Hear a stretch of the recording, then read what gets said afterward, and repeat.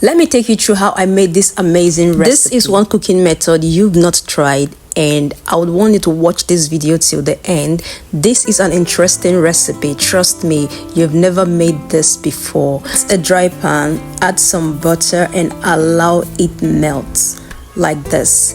You then go on to get some boiled yam. You can cut in any form or shape or size you want, but I definitely want this. That's why it is in this shape. So this is me pan frying my yam. You can choose not to pan fry with butter, but I want the butter taste and flavor in it.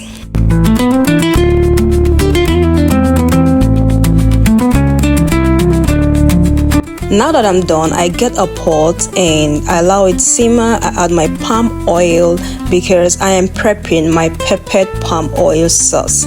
So I add my dehydrated onions and salt and stir, and I also go on to add other ingredients like crayfish and also some more pepper. For the pepper, I have cayenne, I have scotch bonnet, and I have the ordinary pepper. So I go on to add crayfish because I love lots of crayfish in my cooking.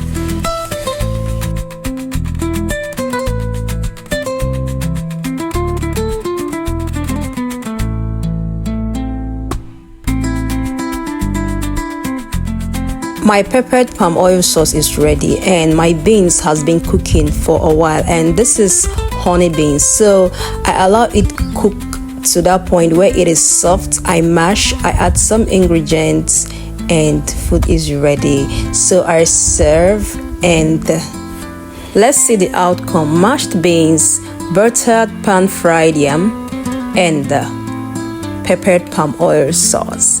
Now you might want to add any protein of your choice, but I chose sardine fish. There is little something about sardine fish that I love. The taste, the oil.